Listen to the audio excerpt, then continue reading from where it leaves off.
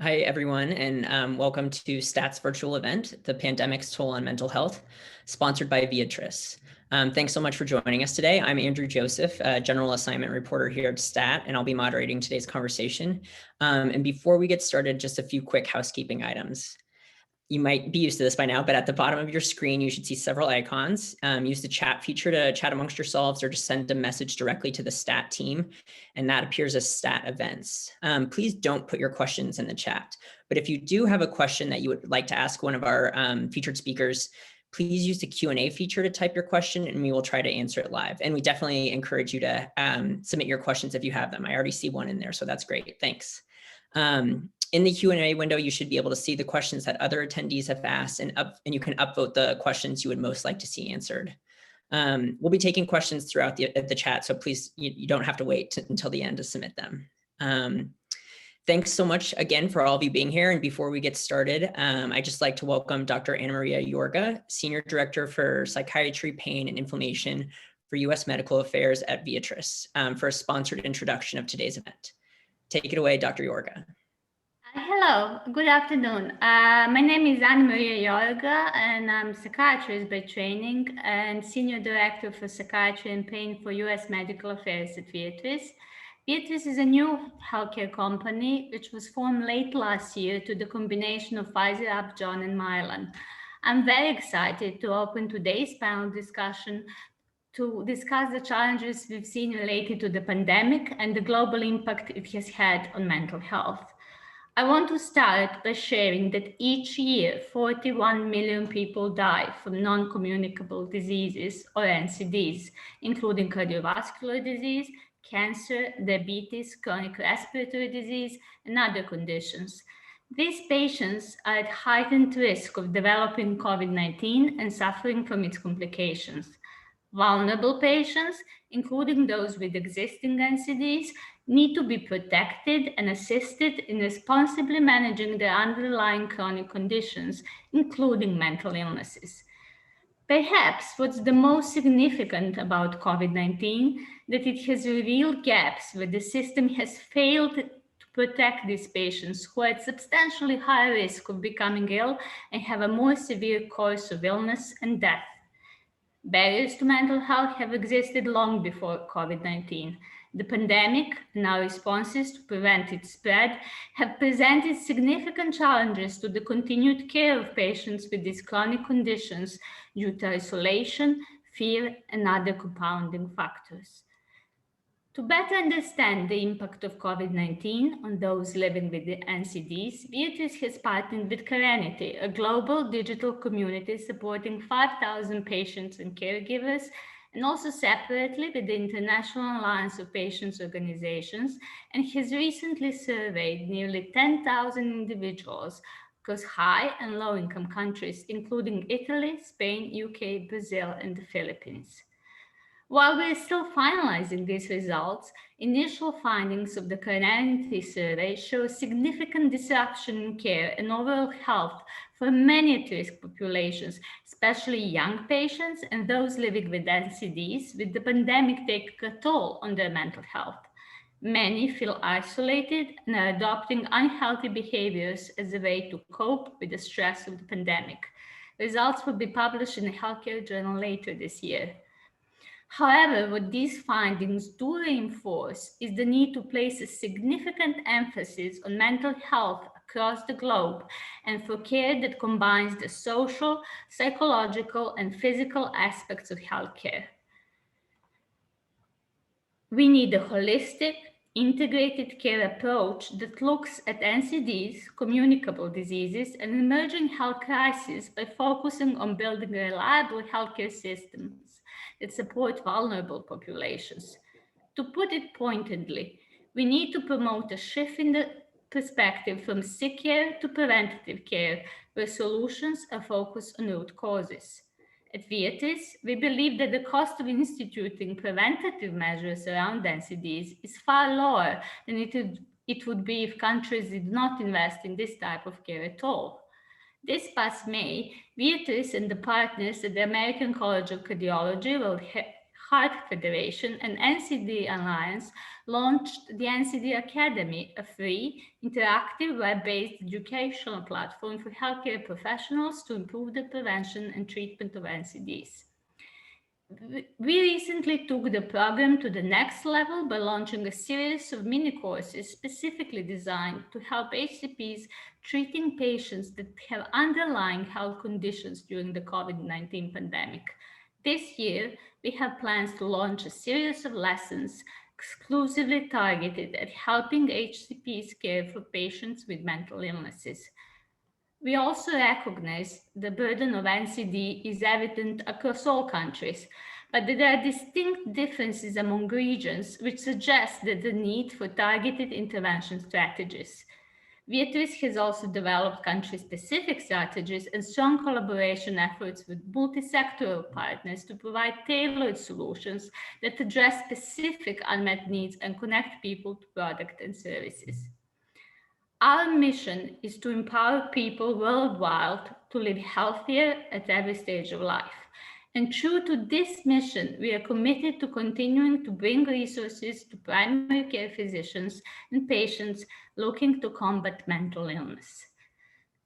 Despite what COVID-19 has brought on, the world is interconnected and we are never looking back from that.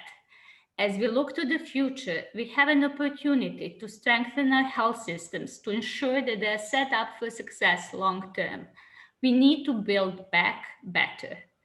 Today's panel, which is sponsored by our company, brings together leaders from across the healthcare to help address these really important issues with the goal of identifying practical and pragmatic solutions for moving forward.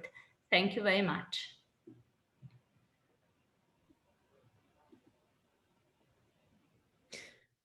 Great. Thank you so much, Dr. Yorga. And now we'll get on to the editorial portion of today's event. I'm delighted to be joined by three experts who have examined and seen firsthand some of the mental health impacts from the pandemic. So please welcome Dr. Margarita Alegria, the chief of the Disparities Research Unit at Massachusetts General Hospital and a professor at Harvard Medical School. Dr. Jesse Gold, an assistant professor and director of wellness engagement and outreach within the Department of Psychiatry at Washington University in St. Louis. And Dr. Afzal Javed, the president of the World Psychiatric Association and a consultant psychiatrist with positions both at the University of Birmingham in the UK and at Fountain House in Lahore, Pakistan. Thank you all so much for joining us today. We really appreciate it. Dr. Gold, I was hoping to start with you, and this is a very big question, obviously, but I think it would just be helpful to start if you can tell us a bit about what mental health providers have seen throughout the pandemic so far, like the types of conditions or symptoms people are dealing with, whether these are new patients or existing patients who are having, exacerbated symptoms. Can you just tell us a little bit about what you've seen so far? I will do my very best. Thank you for having me. Yes, it is a big question. So I'm a psychiatrist, and my populations of choice and the populations I mostly see are healthcare workers, their children, which for me is people above the age of 18, so college students, graduate students, and then their spouses. And a lot of what we see, and we were seeing really right at the beginning, where people were really just dealing with stress, trying to deal with their house, focus on adrenaline, not really worried about their mental health right at the beginning. We weren't really seeing a huge influx in people. And then kind of over time, I would say anxiety was really high because there's a lot of uncertainty, and uncertainty is the enemy of anxiety because you don't have answers to anything. So people are like, well, where do I go for this? How do I know when this ends? When do I wear a mask? Can anyone give me answers? And so the more uncertainty there is, the higher there is anxiety. And so lots and lots of anxiety. And then the longer this has gone on, I think we're seeing a lot more depression, and a lot of depression with not just because people have been isolated, and that definitely causes depression from people being lonely and kept away from their jobs and their workplace and a different work environment, but just a lot of things have changed, and it's really hard to cope with all of those changes. And there are a lot of stressors and a lot of grief and a lot of things that we're not talking about out loud, which contribute to things like depression. And then kind of in a lesser stance and things that we don't necessarily also talk about, I'm seeing a lot of eating disorders, and I think that's also increased. Some of that is people trying to find ways to cope, and sometimes with restrictive eating, it's a way to regain control, and that can be with eating and not eating. I've also seen an increase in substance use. I think that we're near our kitchen. It's a little bit easier access. I think at the beginning of the pandemic, some of that was even like a joke and a meme for people to say, I'm going to have a drink after work. And then the longer that's gone on, it's been a drink after work every day for a year. And there's only so long that you can do that. I definitely think in terms of the question about are they new or are they old patients, I've definitely seen both. So a lot of my older patients, I even had like a group of people who were doing quite well at the beginning and were like, well, Dr. Gold, I had therapy before, I had skills before. This is easy for me. I actually am quite prepared to deal with this. I can cope with journaling. I can cope with all of these things. But the longer it's gone on, I think it's been harder for people because there's only so much you can journal, you know? Yeah. And I think we're seeing a lot of people who were maybe able to cope, or I've had patients who were on the same medication for years and years who have come to me being like, is this the pandemic or do I need to adjust my medication? And we've had a lot of conversations like that. And quite frankly, it's hard to know the answer to that question because it's really nuanced. And some of the conversations are like, well, we can try it and see if it makes sense to try to adjust it and tell. But it's kind of a mix between some new people, some old people, but kind of both. Got it. Dr. Javed, there's been obviously a wide range in how countries have responded to the coronavirus itself. Some much more successfully than others. And I wonder if there's a similar difference in how countries have tried to handle the accompanying mental health issues that have arisen during the pandemic. Have some countries done a better job addressing them or anticipating them, and other countries maybe haven't. They focus more just on the virus itself as opposed to these other issues that arise. Well, thank you very much, Andrew. I think to begin with, I must say that this is really a global pandemic. And this is different from many other pandemics or epidemics. And the difference is that it is present everywhere.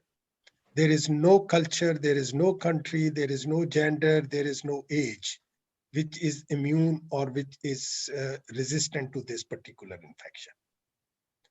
And then based on that, when you go from country to country, of course, you will have to really look at what are the prevailing medical facilities, what are the social net care work, and what are the opportunities for people to have an access to medical and social care.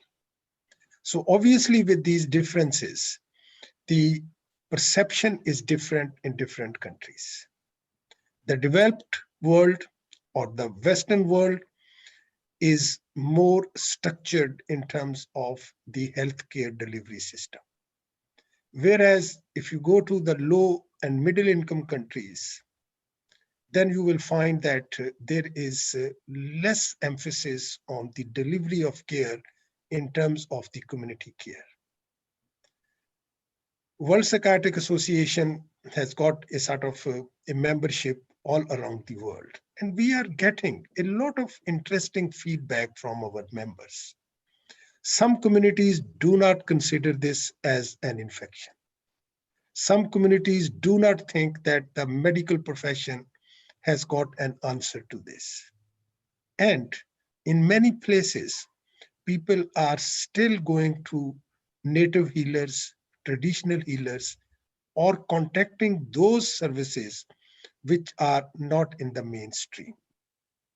And then superimposed on that, when it comes to the mental health is already marginalized. Mental health is still not considered a priority, even in high income countries. And when it comes to the sort of the damage, the impact of mental health, that again varies from one country to another country. Just to give you an example, now we have got firm evidence that around 20 to 25% of the general population have got some type of mental health problem. Some people say 1 in 4, some people say 1 in 5. But looking at this burden of disease, what are the options available in terms of the care? Hardly 1% or 2% of the GDP of many countries. So there is a big gap. And this gap, unfortunately, increases when there is a disaster, whether a natural disaster or a man-made disaster. Immediately, the mental health needs go to the bottom list. And this is what we are seeing, that mentally ill, mental health problems, and psychological difficulties are really not considered the way these needs to be considered. And you're absolutely right that the differences are there from one country to another, or even from one part of the country to the other part of the country. Got it.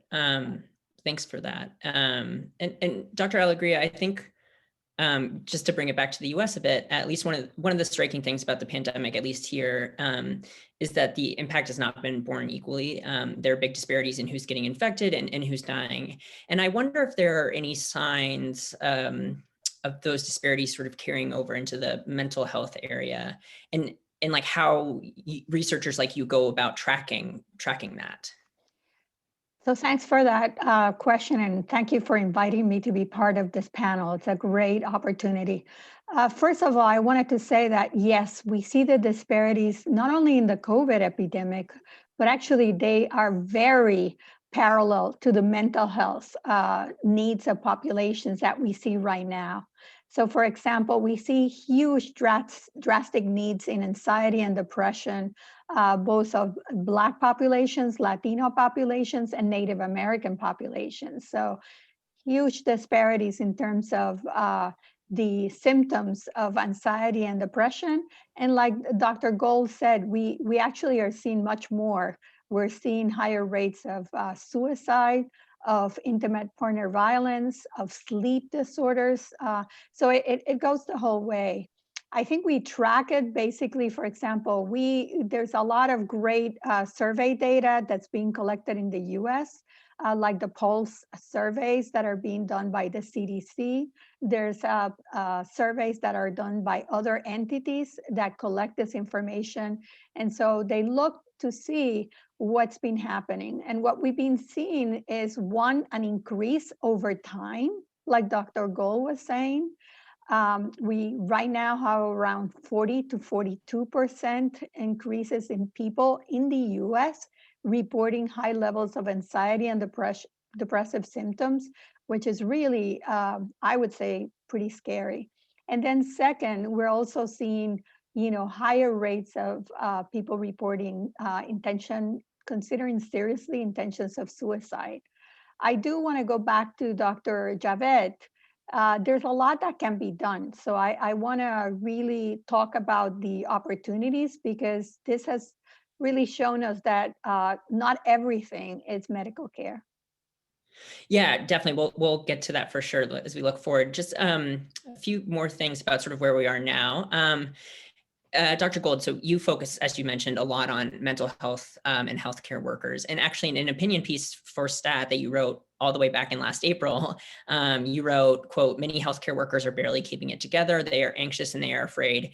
They aren't sleeping and they find themselves crying more than usual." And that was obviously at the very beginning of the pandemic. And so you called for institutions to start dealing with mental health for providers right then. And I guess I'm wondering, like, has that occurred in general, has that occurred to the level it should have? And sort of what are you seeing from healthcare workers right now? Yeah, so that's a good conversation. So yeah, I wrote that piece for you guys in April. I was very grateful that you published it. I think a lot of people weren't talking about it or willing to talk about that early. It was right at the beginning of the pandemic. People who work in what I do and see what I see would have told you that mental health of healthcare workers was a problem long before COVID, and COVID just made it worse. We've always had some of the highest rates of suicide of any profession in physicians. We've had high rates of substance use. We've had high rates of depression. Training has made physicians depressed. And that's not just physicians. Nurses have high rates of burnout, of frontline healthcare workers otherwise would. We just don't have enough data, right? And I think we've known that. And if you look at the stressors of COVID, it was just an impending compounding disaster, right? So someone like me who sees those patients and knew that was coming would have just told you exactly what I told you in the op-ed in April, but you guys were the only ones willing to talk about it.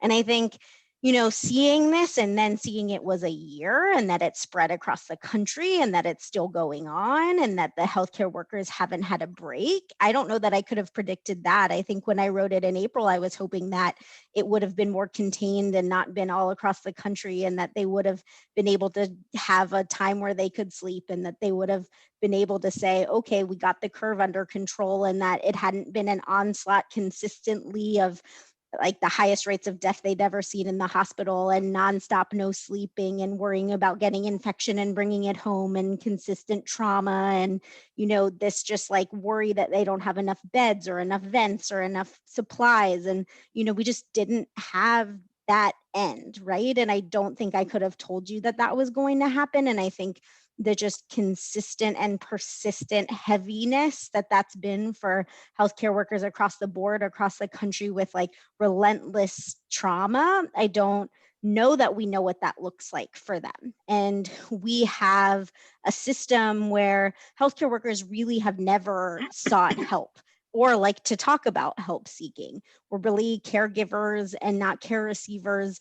We have a system where it's very stigmatized to talk about our feelings, where it's very stigmatized to ask for help for mental health, where our licensing still asks questions about mental health in a lot of states in a way that makes us feel like we're going to be punished, or our licenses could be suspended or at least monitored, or our licenses, you know, the data might be used against us in some way. And it's just very confusing. And so this lore gets passed down where people just go, I'd rather just not get treatment. And that's why a lot of the time it ends up being a crisis or nobody tells anyone, right? And so it's a really dangerous situation. And so are people doing something about it? I think people are talking about it a lot more, and that's a positive. I don't think we've ever talked about healthcare worker mental health at this level. I don't think individual healthcare workers have ever talked about their own mental health at this level. If you look on social media, if you look in pieces, if you look on the TV and you see them crying, they've never done that before. You know, they're much more open to say, like, this is a problem. Like, I don't feel good. I'm not sleeping. This isn't okay. And that's different.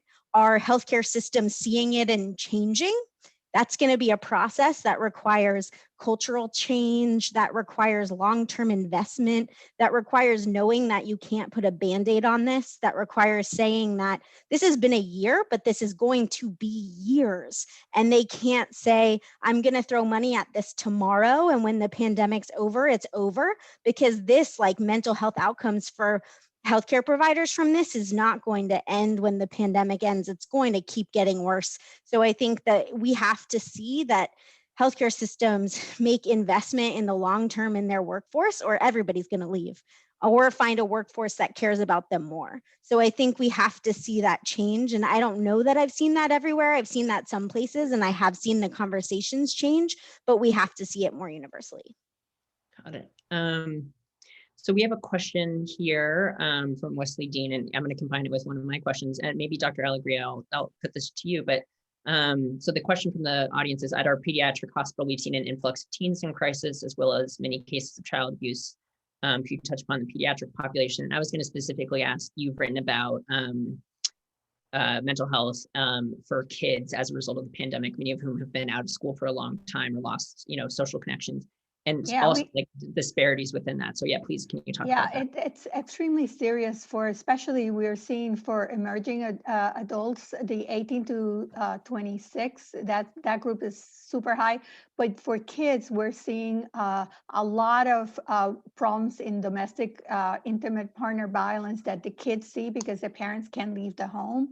But we're also seeing that there's a lot of needed, you know, social determinants that really put the family at risk. So I want to emphasize that they're the victims. They're not really the perpetrators, in the sense that we're having all of these families that are losing jobs, are losing, their daily routines, that are losing, family members. And certainly for the youth, we're seeing, especially for Black Latino children, escalating rates of like at the hospital, for example. One of the things is how high the numbers of reports of, parents just being stressed out with their kids and having problems with the kids. But again, I want to emphasize that they're part of the victimization that's happening in the US, that people are not getting sufficient supports, especially in low-income communities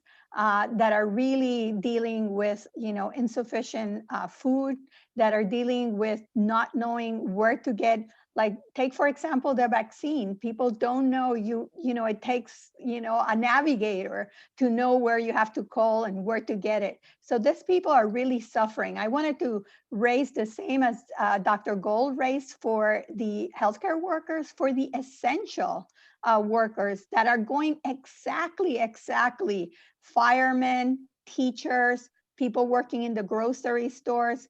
We work with them on giving them coping resources, and we're finding that they are really suffering.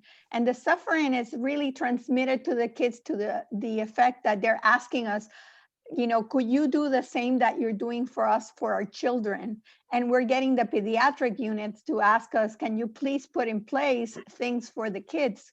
Because they really are suffering from all of this routine changes in schooling, routine changes in family dynamics, routine changes in seeing a constant stress in their family. So we really have to pay attention to the youth. And, even we just recently did a meeting with people from Gonzales, and the students themselves were so much looking at mental health as a problem they were suffering, that they were able to convince the school to really get a social worker to help them out. The students themselves. That tells you what desperation there is out there for youth of color.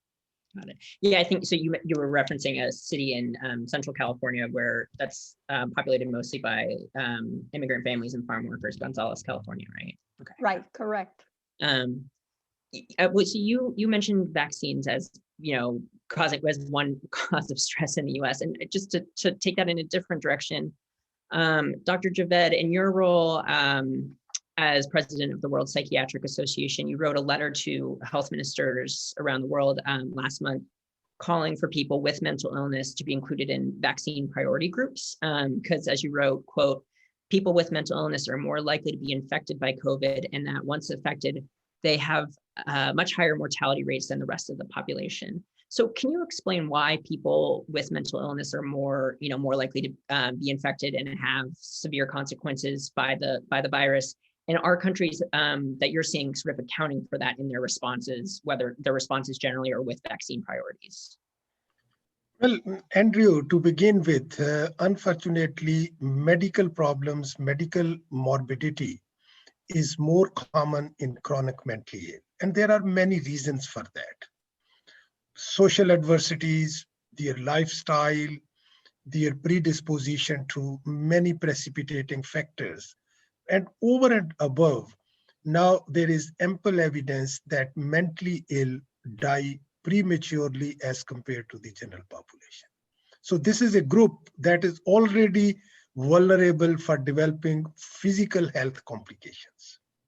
Now, when it comes to the COVID-related sort of complications, unfortunately, all those vulnerability factors and predispositions are highly prevalent among the mentally ill.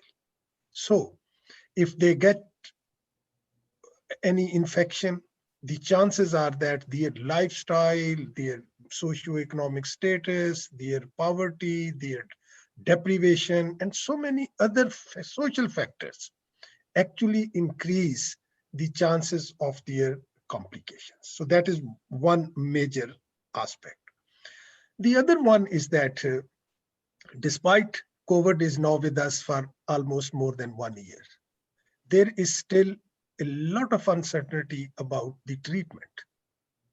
Nobody knows that with surety that, look, this is the gold standard treatment for this particular epidemic or pandemic. And that actually leads to a number of psychological distresses, even among those people who are not suffering from any mental health. So what we have been trying to preach to the governments that, look, generally there are three types of people who need urgent attention, especially with related to the COVID and mental health. The first one is that people who get infected, then this is a deadly virus that could have an effect on brain, on mind, on all parts of your system. So we do not know that what will be the consequences of nerve problems, mental health problems, brain related problems. So that is one aspect of mental health issues with the COVID infection. Then if somebody who is already suffering from a chronic mental illness, if he or she gets this, then the chances of physical complications become enormous.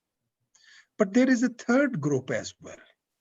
And that group is fearful, that is anxious. They are worried that what will happen to them. I mean, as my colleagues are mentioning, there has been a very, very significant increase in anxiety, in depression, obsessive compulsive disorders, ruminations. I mean, all these things are increasing people's suffering. We generally say there are two very important areas or aspects, shame and guilt. Both these are linked to mental health problems in one way or another. So when it comes to COVID, unfortunately, it really increases the gravity. Now, coming to the second part of your question, that what happened, when we try to contact different health authorities in various countries. So we were just trying to raise the awareness that, look, while you are considering priority groups, unfortunately, mentally ill are priority groups. And we have to really look at how effectively we can really approach them, convince them, and try to avoid from the complications. And I'm really pleased. In many countries, we had a very good. Dr. Javed, we may have lost you for a second, maybe just a temporary signal problem. Hopefully you can come back or reconnect. I'm sorry about that. But it sounded like you were saying that there's a better response from some countries in terms of prioritizing vaccines for people with mental illness. So to take it in another direction, and this is a question from, Dr. Ved, you're back. Great, thank you. So to ask maybe Dr. Gold, because you sort of mentioned this with what you were seeing with your patients. This is a question from Marianne Marini. How to distinguish between like a temporary depressive episode due to COVID compared to the beginning of a more severe depression, which needs to be treated? How do psychiatrists like yourself sort of deal with this? And I think that gets to, there's a lot of people are feeling just sort of generally down or anxious or stressed, understandably. But I think, trying to distinguish what is sort of a result, just a natural result of being at home for a year versus sort of something more that should be clinically addressed. So how do you distinguish that? Yeah, so I call that baseline COVID. I think the baseline COVID is not good for anyone. If you can point me to someone who feels fantastic right now or who has felt fantastic this entire time, I would like to be friends with them, or there's something wrong with them. I don't know, one of the two. But this has been really hard for everyone, at least this entire time at some point, right? So I think that we have to, one, adjust our baseline and say, at some point, this has been incredibly hard for all of us. So where is our baseline? It is not zero, right? So at some point we have had sadness, anxiety, anger, and happiness. So feelings are normal. Whatever we're feeling is normal. There is no normal feelings in a pandemic, right? So having feelings is fine. So we have to figure out what feelings are pathologic feelings, right? Which means the rest of the feelings Like the things that come with the feelings are the problem, right? And how long have they been going on? So we look at the other stuff, right? So sleep, eating, functioning, concentration, suicidal thoughts, and not just like a day, right? Like a lot of people are like, I didn't sleep yesterday. Oh, I probably didn't sleep yesterday, right? But we're talking like weeks, right? So when we look at depression, usually the timeline is 2 weeks. It's a little bit hard sometimes to say that in COVID, because if you feel sad for 2 weeks, it can be a really hard time. So I sometimes say timeline matters, or how bad is it interfering with your day-to-day life, right? That's a really good measure. So it's super subjective, because what does that mean? That's like my life and my decision of what interferes with my day-to-day life could be some completely different with what interferes with your day-to-day life, but relationships, work, school, functioning, whatever, right? So if not sleeping for 2 days interferes with your day-to-day life, get help. I don't care, get help whenever you need help, right? So not eating, not sleeping, sleeping or eating too much, not concentrating. Suicidal thoughts are actually more normal than we actually talk about. But, you know, if you've never had them before and you all of a sudden have them, that's more concerning. If you had them before and now you have them all the time, or they come with a plan or intent, that's more concerning. If you are not getting out of bed, not functioning, not doing work when you want to, that's more concerning. If your anxiety is so much that you like can't do things you want to do, if you watch a TV show and you used to like it and now you just are like, why is that thing on TV? This is the worst. Those are things that are concerning, right? Socializing is different now, but if your friends keep inviting you and you like to do a Zoom and you're like, I don't want to do that, that's also a sign, right? So things like that, that's interfering in your day-to-day life. I also say like irritability is also a sign. You don't just have to be sad or worried. So being pissed off is also a sign of anxiety or depression. So I'd put that on your like sign of knowing if something is wrong with me. And that's just a way to pay attention. So interfering with my day-to-day life, timeline, and then worsening or severity are kind of ways that I would think about it. If you've been sad before, if you've had depression before or anxiety before, and it feels like what you had before, that might also be something that tips you off. If it's in your family, that might also be something that's more like concerning for me. But, you know, those are kind of how I think about it. And then I would just say, you know, for me though, anytime you want help, get help. Like I'm a psychiatrist, so the reason to see me might be a little bit different than seeing other people, because I prescribe medication and I don't like to throw medication at people because it has purpose, right? But therapists and talking to someone and having a place to go to get help and work this stuff out, this has been really hard for people. So if you're struggling and you feel like it could be a benefit to talk to someone, I don't care what you call it. Get help whenever you want help. Like you don't need a definition. You don't need me to tell you like with a wand that something is diagnostically something, right? So if you're struggling, get help whenever you want it.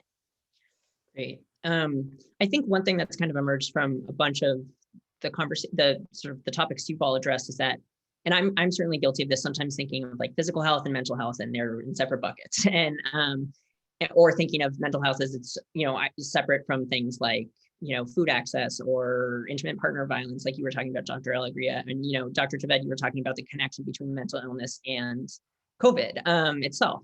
And so I guess to try to move this to think a little bit more, to be a little bit more forward looking, you know, the pandemic has exposed in pretty stark ways a lot of problems in terms of health systems and inequities. And I wonder how it's done so in your view for mental health, like the mental health system or the health system more broadly, and sort of like how things can be improved moving forward.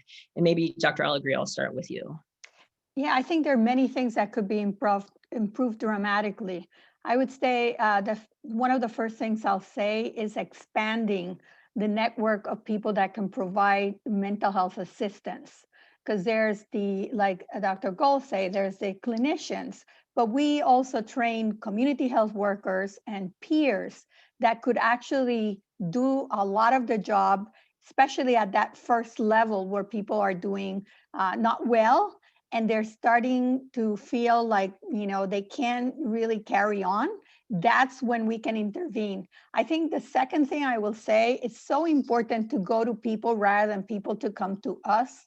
I think part of the group that we're missing, like Dr. Javed said, is people with mental illness that might not really feel comfortable going to seek care. We have to go to them and offer and encourage them to get some connection, to get some social integration. One of the things we know works the best in this area, besides obviously if you need medications, go get them. If you need, more serious professional help, but there's also the social integration of people in a connection of, there's actually a great program that was started, of, like, for example, Meals on Wheels, where they contact people, provide food for elders that are isolated, and make sure that they are not by themselves, and have someone, a contact person, that calls them and establishes a relationship. So I think making sure, that's a second thing that I would say. I think we really have to work on the policy dimension. People have talked in the chat about, regulations. There's many regulations that actually make it harder for people to get mental health care. Regulation of who can provide treatment, but more importantly, regulations about being able to move outside of your area, certifications that are very hard to get. So we could really think about, how do we have to be more flexible about some of the regulations and certifications that we require for people, for example, to get substance treatment, getting buprenorphine, or getting, methadone.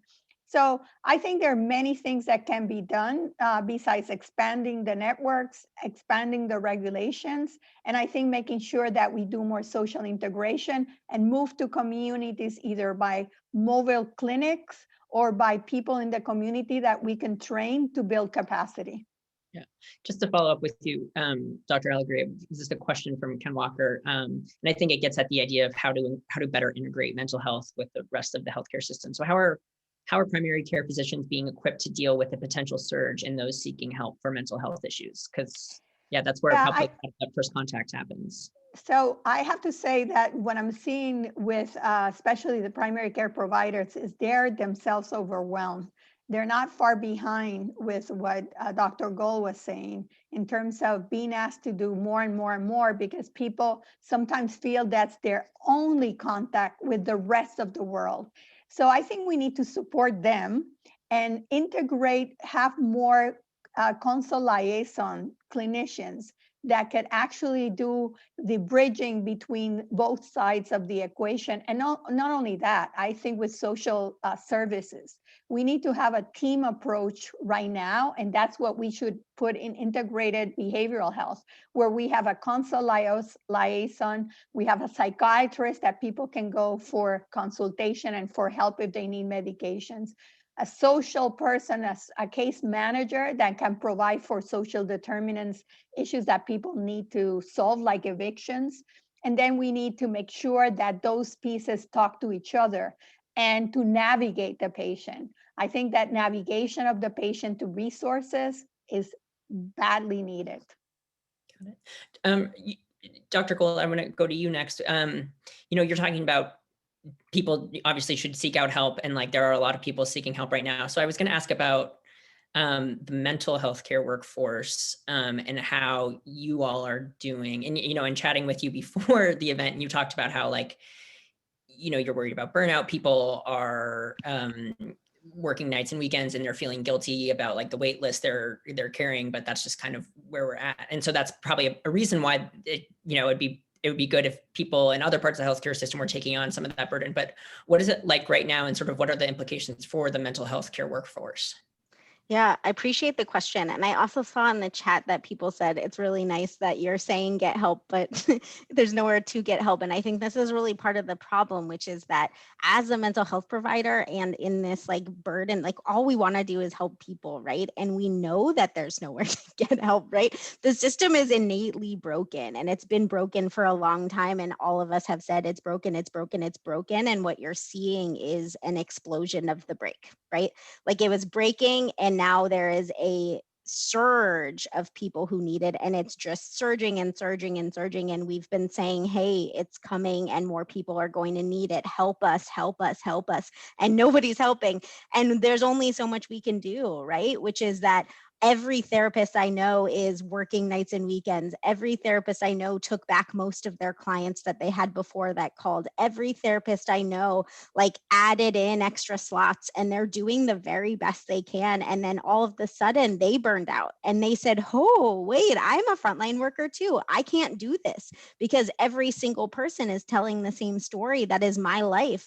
And every person is making me sad too. Like there's only so much I can do, because there's a burden to my job as much as there is so much that I can care about, right? Like, and I think they don't want you to say, don't go see them, because it is so important that you go see them, and they don't want to scare you from seeing them because they're burnt out. That's not the reason to have this conversation. The reason to have this conversation is to say, they also are part of the conversation, which is they can only do so much to save the problem. And the wait list isn't because they are the problem. The wait list is because the system is the problem. So we have to fix the system to also help the therapist, because they're human too. And so don't blame your therapist that there's a wait list. They're trying the best they can. We're trying the best we can. This is, from what I've heard from people and from my own experience, the hardest time to be a mental health provider in my entire life. This is the most exhausting, the most, secondary trauma from people, and the most, we're also dealing with the world at the same time. And it's very hard to do this job, and we love it, and it's hard. So I think it's important to be considered too. So advocacy is really important. Having these conversations about who else can provide mental health care is important. Having mental health care in these conversations in every political arena we can, local, state, national government, is important. It is the most bipartisan issue that we have in this country, and it is completely neglected out of every conversation because people don't want to talk about mental health, and I think it's a stigma thing, and we have to stop that. We need to include mental health everywhere, and it is integrated into every conversation we have. We just tend to separate it for exactly what you're saying, which is we've been talking mental health, we've been talking physical health. They are the same,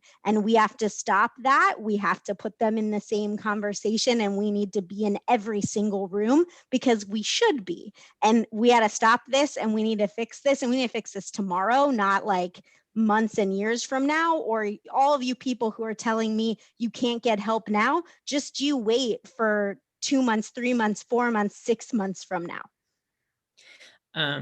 Yeah, Dr. Jabed, we were talking about sort of ways, problems in the US system and ways to improve that. I guess I wonder, you were talking about how a lot of countries may not even have like a quote unquote mental health system, or like that sort of this specific infrastructure that at least some countries do. So I wonder if the pandemic might have shown the need for that in some places, or if there's any way some things might start getting addressed in sort of a more positive way, or might be getting improved around the world.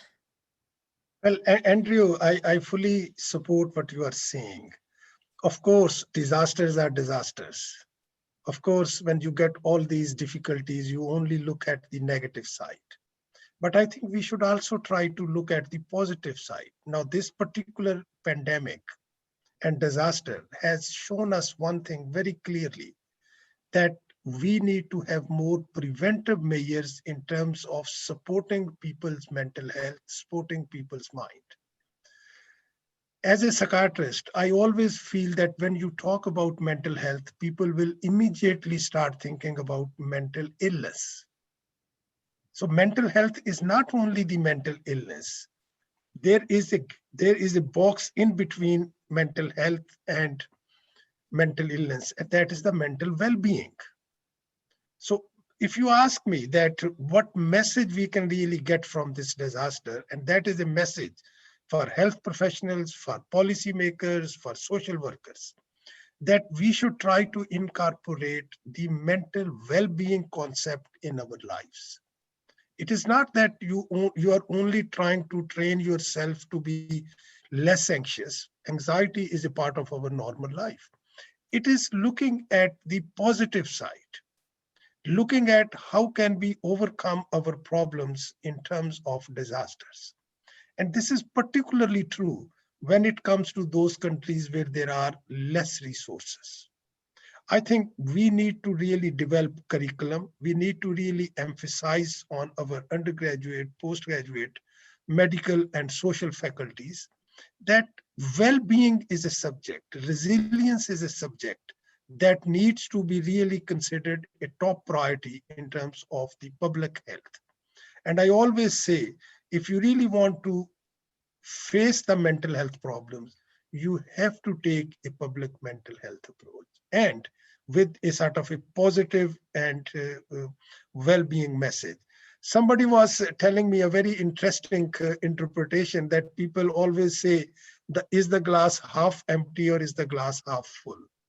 I think there is no empty half, because the rest of if it is half water, the rest is filled with air. So this is the way you really look at that. How can we make our life more happy, more relaxed? There was a question that how do the panelists feel? I think the message which we would really like to say that these disasters will never finish. Our resources are not many to deal with these resources, but I think we have to be ready in terms of looking at personal, psychological, social consequences in a better way to overcome these problems. I think, Dr. Javed, there's going to be a lot of focus, obviously, going forward on pandemic preparedness and how to prepare better for the next one. And I guess, is there a way to incorporate mental health into that, do you think? And how could you incorporate mental health preparedness into the pandemic preparedness? Well, I think the most important aspect is that people talk about NCDs, non-communicable diseases. Now, mental health is a part of NCDs. So this means it is not only at the level of your practitioners, it is at the level of the policymakers. It is at the level of those people who are implementing those policies, that there should be a recognition that mental health is important. And that slogan, no health without mental health, is not just a slogan, it is a fact. So this is first thing, that we have to acknowledge that mental health goes hand in hand with the physical health. And then based on that, we have to really prepare our future planners, future therapists, future practitioners, that when they are looking at the problems, they have to consider that there is someone who is also feeling about the problem. So I think the most important thing, and this is what we professionals are really promoting, that please recognize and acknowledge the fact that we are not saying that cardiology or the heart problems, diabetes, obesity is less important. No, not at all. But we are just trying to say that while you are looking at the body, please do look at the mind. Well, we just have a couple minutes left, and so I'm going to try to sneak in a few questions from the audience. Thank you so much for them. I'm sorry we're not going to be able to get to them all. Maybe Dr. Alegria, if maybe you can try this one. So in long-term care patients, so probably people at long-term care facilities and nursing homes, how is COVID-19 isolation, how have the restrictions tied to COVID-19 sort of influenced mental health among residents in the past year? Well, we know that social isolation, and the longer you're socially isolated, the more the risk of mental health problems, serious problems. So this is where I was saying the importance of having people that can connect with you. So we believe in physical distance, but not social distance. This is where having, for example, giving people, one of the projects we're doing, we're giving people electronic notebooks so people can stay connected in nursing homes or in facilities that are for elders, so that they can have someone, in this case, someone that really talks to them and does cognitive behavioral therapy, but also gives them meditation, breathing exercises, exercises to try to stay fit without necessarily being there in place. So there are ways we could do that for our elder populations. That's really important. And for youth, I think it's so important that we do things for younger in the pediatrics, like people were saying, because this is a group that after schools, most of their mental health care was through school-based mental health services. And now that schools are closed in certain states, they don't have where to go. So giving confidential, anonymous lines where they can call and ask for help, like Dr. Gold was saying, would be the way to go. And making sure that they have a phone number or someone that they can provide them with mental health. I could not agree more with Dr. Javed in the importance of well-being. We're so much into the illness and not so much into the preventing the illness, so we don't have to go the whole way down the road.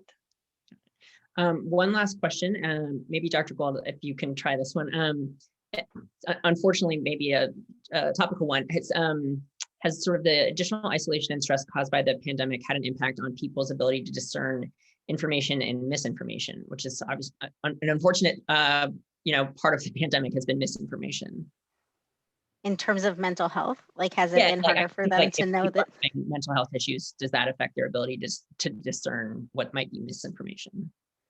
I mean, I think when you're home and all you have is a computer and a television or nothing, it's going to be really hard to know what to know, right? And I think mental health is one of those things where a lot of people don't have access to information to begin with. And one of the reasons we're doing this panel and that we probably are involved in advocacy to begin with, I can't speak for everyone, I can speak for myself, is because there's not a lot of good information out there about mental health. I mean, I'm on Twitter for that reason. I mean, I see college kids all the time and people are like, well, don't college students know a lot about mental health? Isn't Gen Z like super plugged in, and don't they like to talk about their feelings? It doesn't matter if you like to talk about their feelings. It doesn't mean you know anything about mental health, right? I think that they don't know coping skills because they weren't taught that in school. Like, just like Dr. Javed was saying, we don't actually focus on wellness. We don't teach kids how to deal with stress. We don't teach them that when they're thinking about tests, that it's okay if they fail. We don't teach them how to deal with that or how to actually manage that, like feeling that they feel when they actually feel a physical manifestation of anxiety, right? Imagine if you learned that as a kid in school, what it would be like when you're an adult in the workplace. You wouldn't have to come to me wondering why my stomach hurts and why I'm not sleeping, because you would have understood as a kid that was anxiety, right? We don't know these things. We don't have the words for them. We don't learn feelings conversations at all as children enough to have those like conversations as adults. So, I mean, of course, misinformation gets involved because there's no information, right? And then on top of it, the conversations we have about mental health are so stigmatized. I mean, if you were to ask me, when have we talked about mental health in the pandemic? I can pinpoint a couple of things, and they're nearly all crises, and they're nearly all used for political gain. So, I mean, for the most part, we're using it in these big dramatic ways about anything related to suicide, anything we can use mental health to open up the economy or open up things that have to relate to like misused data. And, I mean, it doesn't mean they're wrong in a lot of ways, but it's never about prevention. It's never about ways to cope. It's never positive. It's never at all in the conversation daily in the same way testing and vaccinations are. You wouldn't know daily that people are struggling. And if you were at home alone, you would say, I must be by myself in this. I must be the only one who's sad. And as a kid, imagine what that's like. So yes, it's very easy to be misinformed and feel by yourself because nobody's talking about it. Got it.